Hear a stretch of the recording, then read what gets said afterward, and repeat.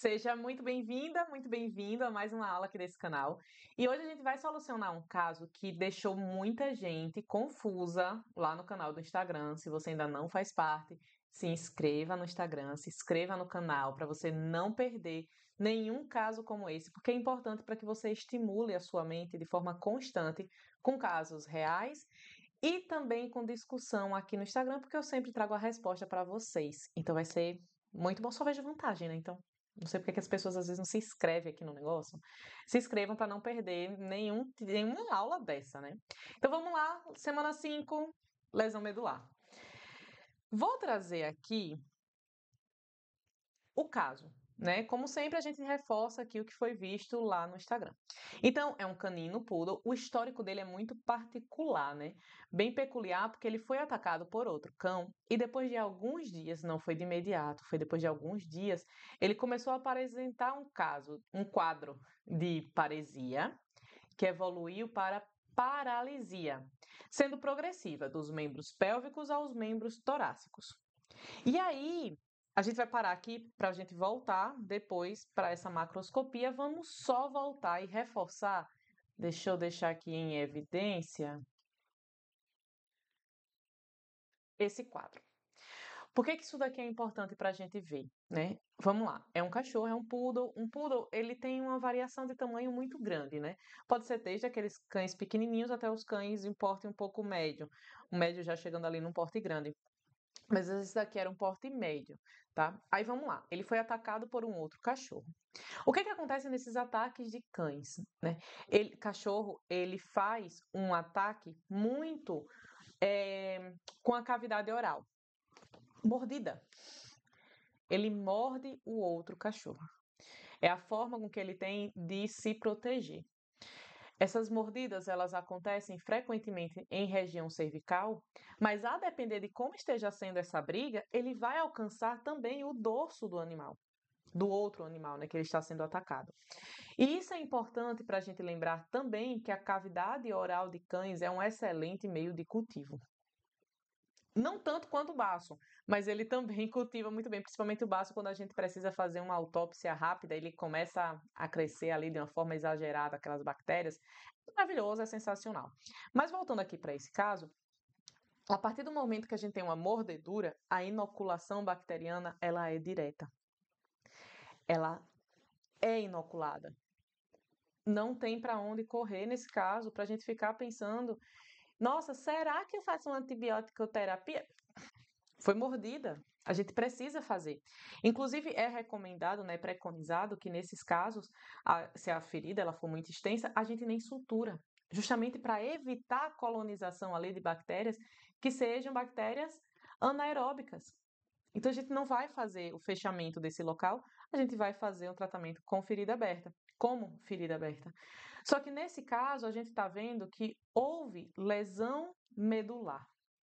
E aí é um ponto muito interessante, e agora sim a gente consegue discutir aqui sobre esse achado da microscopia, é que a lesão ela acontece como essas áreas multifocais avermelhadas, aenegrecidas. Lembrando que isso daqui a gente tem a dura mater. A dura mater é aquela meninge que está mais externa.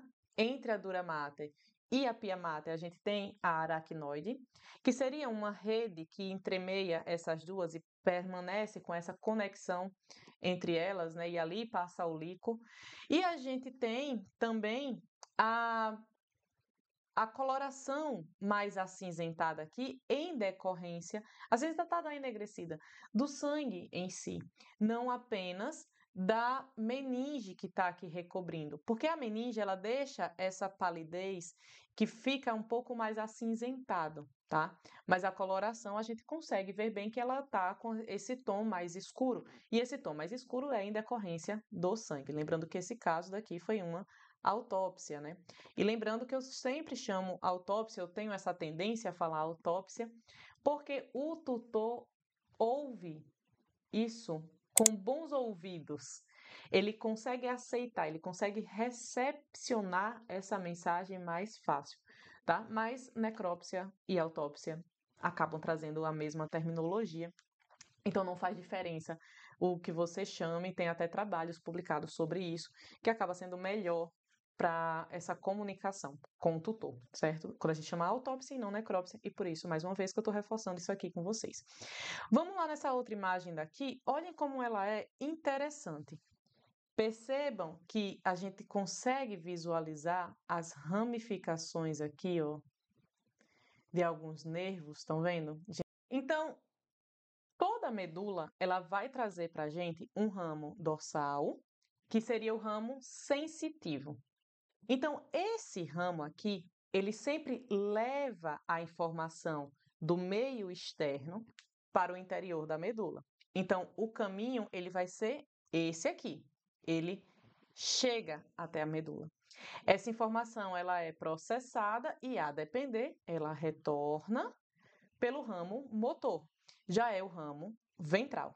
Aqui nessa região, a gente encontra um acúmulo de corpos de neurônio, que a gente vai chamar esses aglomerados, esses corpos que estão aqui, de neurônio motor inferior. A gente vai ter neurônio motor superior, que ali a gente vai trazer um sinal clínico diferente, e aqui a gente vem para o neurônio motor inferior. Lembrando que nervo nada mais é do que um aglomerado de grande quantidade de axônios, ao passo que corpo de neurônio, quando ele é acumulado no interior do sistema nervoso, a gente chama ele de núcleo, e quando ele está no meio externo ao sistema nervoso, a gente chama isso de gânglio, tá? Quando a gente entende que o neurônio motor inferior ele já está localizado em região de medula espinhal, a gente percebe que ele não traz para a gente um início de formação de movimento. É neurônio motor, então ele vai trazer para a gente mobilidade. Quando a gente tem uma lesão em neurônio motor superior, o início dessa mobilidade ele vai ser dificultoso, ele vai ser o problema, vai ser o nosso sinal. Quando a gente trabalha com neurônio motor inferior, então, o problema está justamente na estruturação, na preservação da firmeza daquela mobilidade. Então, a gente já passa a ter um quadro de uma maior flacidez do paciente. É aí onde entra um quadro, por exemplo, de paresia, que pode evoluir para um quadro de paralisia, tá? Aqui eu chamo a atenção para vocês também no que se refere à localização desses nervos novamente. Por quê? A partir do momento que a gente tem uma lesão nessa região aqui, dorsal, do ramo superior aqui, né, da medula, ou de nervos, a gente pode ter uma apresentação no paciente de uma perda da sensibilidade, onde aquele ramo vai inervar. E aí a gente vai precisar relembrar também que, a depender da altura dessa medula, a gente tem uma perda daquela região para a região caudal, ou daquela região para a região mais anterior, né, o rostral cranial. Por quê? Porque isso vai depender? Porque depende justamente da altura em que esse nervo for danificado.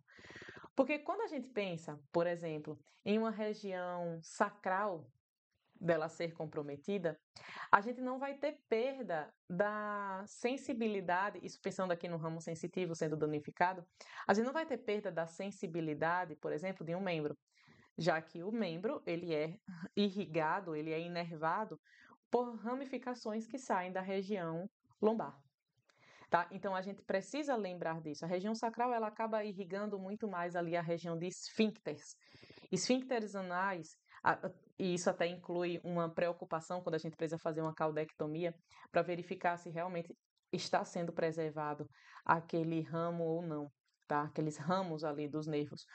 Porque a gente faz algumas caudectomias, né, quando existe essa necessidade, principalmente associadas a lesões neoplásicas ou até mesmo a esses quadros aqui que a gente vai discutir ainda. Então, quando a gente pensa nessa medula espinhal, isso daqui já é um desenho, né, de um corte de medula, que mostra para a gente que existe aqui uma vascularização tá? Uma reentrância aqui da medula. E aqui a gente vê que existe uma substância cinzenta, lembrando que substância cinzenta ela é assim classificada por sua macroscopia, e ela é quem alberga os corpos de neurônio. Então, substância cinzenta no encéfalo nada mais é do que aquela região de. Deixa eu só trazer aqui para cá. Aqui. Nada mais é do que aquela região, acúmulo de corpo de neurônio. Já na medula espinhal, né, ela fica no centro, mas ela ainda permanece, ela prevalece com esses corpos de neurônio ali.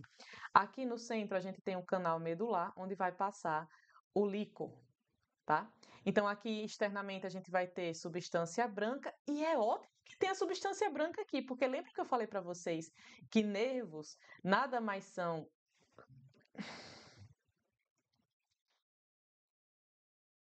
Desculpem,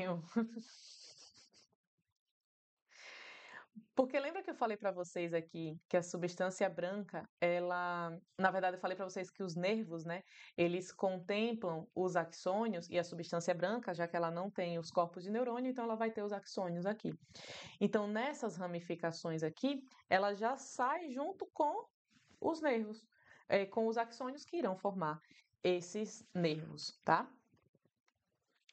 E aí a gente vem agora para outros achados daquele quadro, para que a gente possa perceber ainda que existe uma possibilidade, e essa possibilidade ela é real, de que o paciente apresente outros quadros clínicos, outro quadro clínico ou outros sinais, ele vai acrescer sinais clínicos, e isso daqui é justificado justamente por uma extensão dessa lesão, ou por consequência da lesão medular.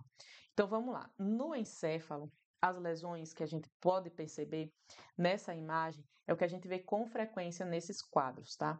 O paciente ele apresenta um engurgitamento vascular dos vasos sanguíneos e existem áreas de hemorragia.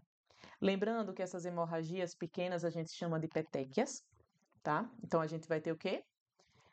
Engurgitamento vascular, possivelmente quadros de congestão e múltiplas áreas de hemorragia, hemorragias mais discretas, mas isso é visível. E vejam como o cerebelo ele também está com hemorragia mais acentuada, uma pena que eu não tenho uma imagem mais focada aqui em cerebelo, a gente focou mais aqui no encéfalo nesse momento, e aí acabou que ficou um pouco desfocado, mas a gente consegue perceber isso aqui também. Isso aqui não é alteração cadavérica, isso aqui não é impregnação por hemoglobina, isso é hemorragia e foi comprovado no exame histopatológico, tá? Essa hemorragia que a gente vê aqui, essas múltiplas hemorragias e essa congestão, ela está muito associada ao que a gente vê como consequência de um aumento da pressão medular, que ela vai ascendendo até alcançar essa região encefálica. Então, por estar na região encefálica, o paciente ele já pode apresentar outro quadro clínico. Por exemplo, comprometendo essa região de córtex, o paciente ele pode ter um quadro convulsivo. Vê que convulsão ela é de sistema nervoso central, mas ela é de encéfalo, principalmente voltada para o telencéfalo, é uma lesão de córtex. Quando a gente pensa, então, em uma lesão medular que alcança córtex, a gente tem que pensar num aumento de pressão. Esse aumento de pressão intramedular, ele acarreta em um aumento de pressão intracraniana. Né? No interior, então, do canal medular, aumentou a pressão, por quê? Porque eu tenho hemorragia. Imagine esse aumento de pressão. Pronto, uma imagem ótima para vocês pensarem agora. Duas bexigas, uma interna, outra externa. A partir do momento que eu começo a inflar essa bexiga que está dentro dessa outra, né, uma bexiga no meio, outra aqui atrás, outra por fora, a partir do momento que eu começo a inflar essa daqui ela começa a ter necessidade de sair daqui. Então é nesse momento em que a gente começa a ter fuga dessa pressão. E aí a fuga dela vai ser para a região craniana, infelizmente. Tá? Então esse daqui é um quadro bem clássico que a gente encontra nesses padrões. Aí olhem que interessante isso daqui. Isso aqui é a superfície de corte de uma bexiga. Olhem o que a gente vê aqui. Úlceras. Úlceras. Tá? E um pouquinho aqui de secreção de excremento, excremento não, de urina. A gente consegue ver aqui a urina e vejam que essa urina, ela tá mais opaca, isso significa que eu tenho sedimento urinário. Por que será que esse paciente tem esse quadro de sedimento urinário? Ele consegue se levantar para fazer urina? Para fazer a micção? Fazer urina ele está conseguindo, né? Mas a micção ele não está. Esse paciente ele consegue ter uma resposta da musculatura da bexiga para conseguir expelir essa urina? Possivelmente não. Porque viram a lesão medular como ela era significativa? E aí a gente volta para aquela história. A região sacral, ela é a região que irriga justamente os esfíncteres. E também essa parte mais interna. Essa parte visceral aqui. A lombosacra, né, na verdade, dependendo aí do animal. E aí a gente pega muito isso também. Então o paciente ele começa a desenvolver um quadro de cistite em decorrência da lesão medular. Aqui eu trouxe para vocês mais uma imagem de uma outra região da medula. Isso daqui já é aqui dessa região cervical, tá? Aqui é bem na junção atlanto-occipital. Vejam como a hemorragia ela é extensa e ela alcança essa região também. E aqui eu trouxe um achado bem significativo, mas para que vocês percebam que nem tudo que a gente encontra é uma lesão significativa. Aqui, em específico, é uma mineralização. Olha que interessante, né? Parecia que esse daqui poderia ser o foco, né? Nossa, então foi por causa disso daqui? Não. Mineralização de dura mater não é achado para a gente de importância diagnóstica. Porque muitos indivíduos, principalmente animais mais velhos, eles vão apresentar isso aqui é bem visto com bastante frequência em cães, tá? Outras espécies podem ter, mas em cães, como acabava sendo uma rotina maior, a gente via muito mais. Mas vocês vão encontrar isso daqui em qualquer animal, então não se deixe enganar por mineralização. Aí vamos agora para uma parte boa, que é a parte histológica, para a gente poder compreender, e aí a gente volta ali para aquele quadro da imagem, do desenho esquemático, só para que vocês possam perceber a fisiopatogenia desse quadro daqui. Isso aqui é na região cervical, e agora eu vou vir de frente para trás, né? Porque antes a gente começou de trás para frente, então agora a gente vai de frente para trás, começando aqui nessa região de medula. Medula espinhal, né? Cervical, a gente consegue perceber aqui que aqui, ó, eu preservei a dura mater para a gente poder pegar esse corte. Olha isso aqui, hemorragia pura. Aqui a gente vê um quadro de hemorragia, aqui a gente consegue perceber as ramificações nervosas. Esse daqui é o ramo ventral, então o ramo motor comprometido.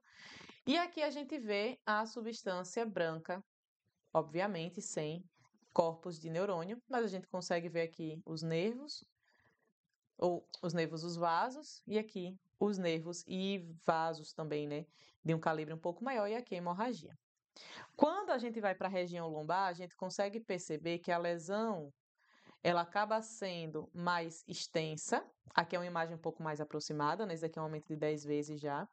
Percebam que existe uma destruição dos axônios aqui, formando câmaras de degeneração já. A gente tem também uma leucocitostase, que seria uma paralisação aqui desses leucócitos, né, por um processo inflamatório também. E nesse caso infeccioso, a gente já discutiu sobre isso também. Aqui a gente vê um pouquinho de fibrina, muita necrose, hemorragia. E olhem que interessante aqui, né? Aqui a gente já começa a perceber que existe uma degradação, uma malácia. Então, eu tenho uma necrose aqui da substância branca da região lombar. Na região cervical, a gente não via isso, né? Vou voltar aqui, ó. Região cervical, a gente não percebe isso.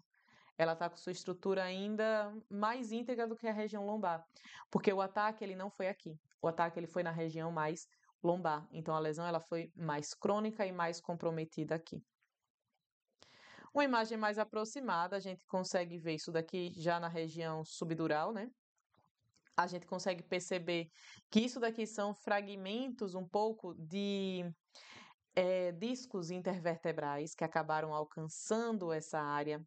A gente vê aqui também células Gitter, que são os macrófagos do sistema nervoso central, tá? E uma outra região, e isso daqui é o mais interessante desses cortes, né? É que a gente consegue perceber a presença de neutrófilos. Neutrófilos degenerados com muita necrose. E lembrem-se que a gente vê muitos neutrófilos quando a gente está lidando com um quadro inflamatório, principalmente associado a bactérias. Lembram de onde é que vem essas bactérias? Da boca do cachorro que fez a mordedura. Então agora a gente consegue fechar esse ciclo. Agora a gente consegue fechar, vou voltar aqui para mim, para a gente poder ficar aqui mais juntinhos. A gente consegue fechar esse ciclo como? Houve uma mordedura, que foi o nosso primeiro, a nossa porta de entrada para essas bactérias. Essas bactérias, elas são inoculadas juntamente com a pressão que é feita nessa região. Pelo próprio trauma, eu já tenho hemorragia e pela própria mordedura, eu tenho a inoculação de bactérias, gerando para a gente um quadro de hemorragia que evolui, progride para um quadro de necrose, e necrose no sistema nervoso a gente chama isso de malácia.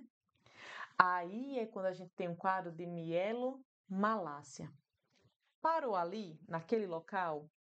Não. Dificilmente um quadro de mielomalácia hemorrágica ele paralisa. Ele vai costumeiramente, digamos que 90% desses casos ele vai ser evoluindo. Ele vai se evoluindo. E aí ele alcança um quadro que a gente vai chamar agora de mielomalácia progressiva, já que ele está progredindo. Por ser hemorrágica, então mielomalácia hemorrágica progressiva. Esse quadro ele é muito visto em outros pacientes, e a gente vai discutir já já sobre eles, mas só para a gente poder dar essa fechada aqui, né? Aí voltando para cá, olhem que interessante, a bexiga, só para eu provar para vocês o que eu provo para vocês o que tinha. O quadro hemorrágico e ulcerativo, a ausência então de epitélio, a gente já viu isso em outras aulas, né, lá no canal. A ausência de epitélio, a gente chama isso de úlcera. Temos hemorragia também, mostrando então que aquela lesão ela já é subaguda, crônica, né? Porque em algum momento aqui a gente vê até os cristais de hemosiderina, mas a gente vê aqui células inflamatórias, principalmente linfócitos, plasmócitos, então é um quadro subagudo dessa inflamação. Muitos aglomerados aqui, né? Vasos sanguíneos, a gente vê também o tecido de granulação e aqui está a mucosa dessa bexiga, tá? Então, para a gente poder entender o que mais que a gente pode ver causando esse quadro de mielomalácia progressiva? Trauma é um deles, então a gente precisa ter muito cuidado. Quando que a gente faz uma inoculação de algo na medula? Quando a gente vai fazer uma avaliação por contraste, ou quando a gente vai fazer uma coleta para líquido, quando a gente vai fazer uma anestesia, a gente precisa ter muito cuidado, justamente porque pode gerar esse quadro de mielomalácia. E um quadro bem clássico seria as hérnias de disco. Síndrome da cauda-equina pode evoluir para um quadro de mielomalácia? Pode. Traumas no local evoluem também? Sim. Não precisa ser necessariamente uma mordedura, como eu estou falando aqui para vocês. Uma simples, quando eu falo simples, pelo amor de Deus, entre aspas, simples inoculação de alguma substância ou até mesmo um procedimento, né? Então, isso aqui seria aquela forma iatrogênica, não é idiopático. Idiopático é quando a gente não sabe o que é. Aí é idiopático. De idiota. Mentira, né? Não. É de quando a gente não sabe o que é, tá? Iatrogênico é quando a gente tá ali produzindo aquilo em decorrência de alguma ação médica, né? Então, iatrogênico. E aí, lembrando que essa lesão em medula, ela vai ascender até o encéfalo. E aí, o quadro clínico vai evoluir sempre, tá? Não esqueçam disso, que é um quadro muito característico, muito clássico. E quando a gente começa a ter quadros convulsivos, a gente sabe que a gente está perdendo aquele animal, porque a lesão já está chegando no sistema nervoso central, tá? E mais uma vez, se vocês quiserem aprender como fazer um diagnóstico, como evoluir, como coletar e não errar, minimizar cada vez mais os erros, é um objetivo nosso. É sempre um objetivo nosso é esse, né? Melhorar diariamente. Entre na Vetpath Academy, faça parte dessa nossa comunidade. Lembrando que a gente tem vídeo aqui no canal semanalmente, por enquanto. Talvez a gente aumente aí a quantidade de visualizações, né? Se vocês compartilharem com seus colegas esse vídeo, que eu fico muito feliz se você se inscrever também aqui nesse canal. Esqueço de pedir isso, se inscreve no canal, curte, compartilha e comentem. O algoritmo vai gostar de saber que vocês estão gostando disso. E compartilhem principalmente com médicos veterinários,